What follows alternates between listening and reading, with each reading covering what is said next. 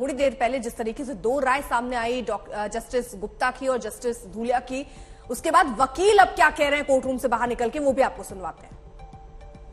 वह जज ने कोर्ट ने प्रोनाउंस कर दिया है और इसके अंदर स्प्लिट जजमेंट आया है। इसमें ऑनरेबल जस्टिस हेमंत गुप्ता साहब ने उसको जो है अपील को जो है उन्होंने डिसमिस करा है और जियो वगैरह जो थे कर्नाटका गवर्नमेंट के उसको अपहेल्ड करा है। लेकिन justice Gulia honourable justice Gulia ने डिफरेंट व्यू लिया है इसके अंदर, इस मैटर के अंदर, और उन्होंने इस मैटर के अंदर उसको अपील्स को अलाउ करा है और उन्होंने 3 चॉइसेस के ऊपर 3 पॉइंट्स के ऊपर इसको मेन एम्फेसिस दिया है। उन्होंने एक तो बिजॉय मैनुअल का जो जजमेंट है सुप्रीम कोर्ट का उस पर रेफर करा है और उसके बाद उन्होंने ये जो चॉइस है जो अपना सिर के ऊपर किसी को हिजाब रखना है या किसी को कवर करना है, ये लेडी का अपना चॉइस है, तो इस पॉइंट के ऊपर भी उन्होंने एम्फेसिस दिया है। और तीसरा पॉइंट जो इम्पोर्टेंट उन्होंने बोला है कि जो बच्चों की तालीम और एजुकेशन का मामला है वो बड़ा इंपॉर्टेंट है और बच्चों की तालीम के लिए हमें ऐसा कोई काम या ऐसी कोई चीज जिसमें उनकी एजुकेशन के ऊपर रुकावट आए तो उस चीज का उन्होंने एम्फेसिस दिया है कि ऐसा कोई काम जो है उसके खिलाफ है, बच्चे की एजुकेशन के खिलाफ है। जो पिटिशनर और रेस्पोंडेंट्स की जो प्लीडिंग्स थी, आर्गूमेंट्स, उसके आधार पर उन्होंने 11 क्वेश्चन फ्रेम किए। उन 11 क्वेश्चंस में उन्होंने सारे संवैधानिक प्रश्न उठाए।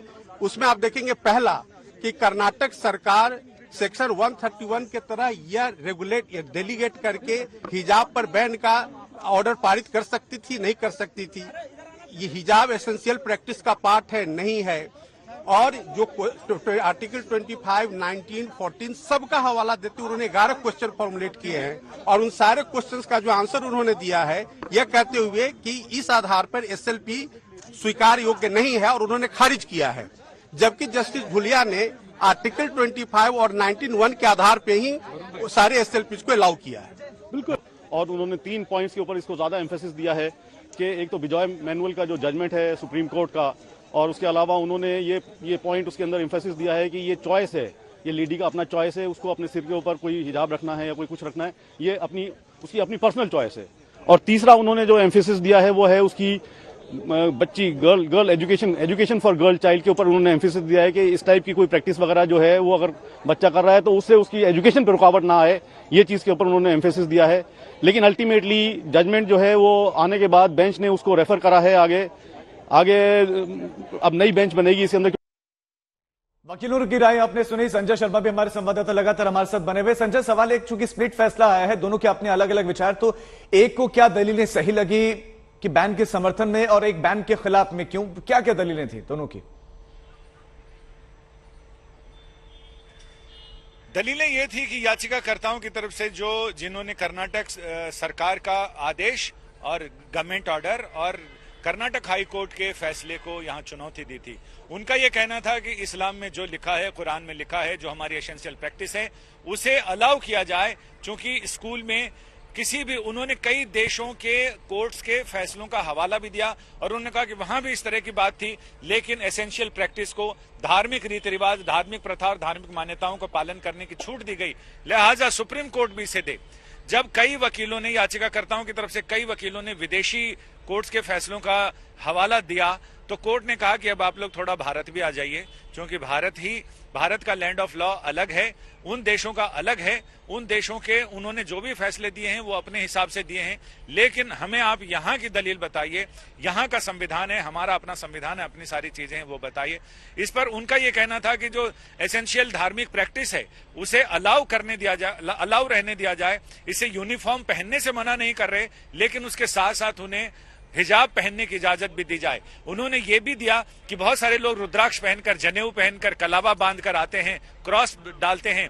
इस पर कोर्ट ने यह भी कहा था कि वो सारी चीजें यूनिफॉर्म के अंदर होती हैं, वो विजिबल नहीं है, दिखने वाली नहीं है, यूनिफॉर्म पर कोई असर नहीं होता। सरसरी तौर पर आप देखें तो बिल्कुल यूनिफॉर्म में दिखते हैं, लेकिन हिजाब पहनना क्यों जरूरी है? इस पर दूसरा पक्ष यानी कर्नाटक सरकार और इन सारे लोगों ने यह कहा था कि यूनिफॉर्म अपने आप में एक जरूरी है, बुनियादी चीज है, सारे लोगों को बराबर दिखना चाहिए। संविधान के अनुच्छेदों की व्याख्या की गई और यह कहा गया कि समानता एक जैसा दिखना चाहिए, वहां कोई धार्मिक भेदभाव नहीं होना चाहिए।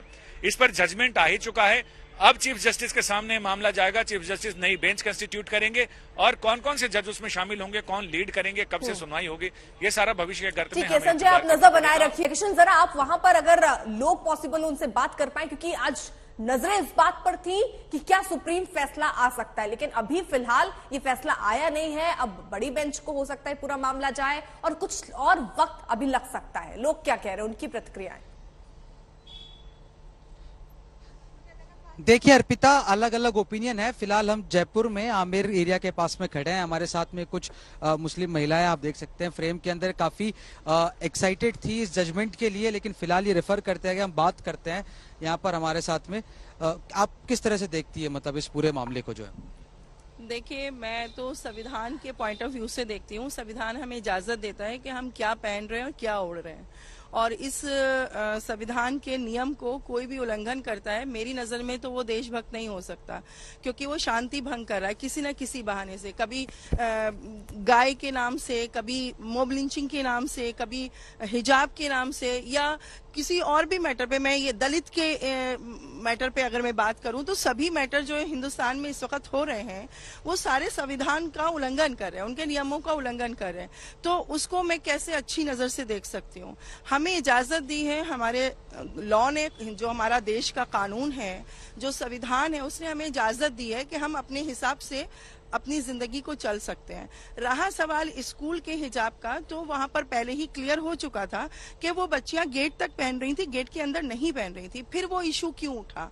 और अगर वो लड़कियां हिजाब पहन रही थी तो देखिए, केरल में हिजाब है, सभी जानते हैं, कर्नाटका में हिजाब है, तो पहले से क्यों नहीं बैन किया? अचानक ही इस मुद्दे को उसी वक्त क्यों उठाया जाता है? एक तरफ एक पक्ष ये भी है ना, पूरा पहलू जो है पूरा देश ईरान के अंदर विरोध हो रहा है, कई देश के अलग अलग, विश्व के अलग अलग कोनों में हिजाब का विरोध हो रहा है, तो उसके पीछे क्या वजह है? क्या भारत उस प्रोग्रेसिव आगे बढ़ नहीं पाया? मुसलमान महिलाएं जो वो आगे नहीं बढ़ पाई?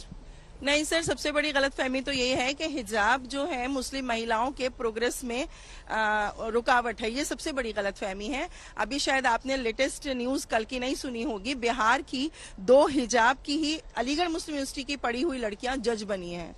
ऐसा नहीं है। हिजाब हमारे मामले में, मैं एक आर्ट कंजर्वेटर हूँ, मैं कोई घरेलू महिला नहीं हूँ। मैं पेड़े पे चढ़कर काम करती हूँ किले और महल के अंदर।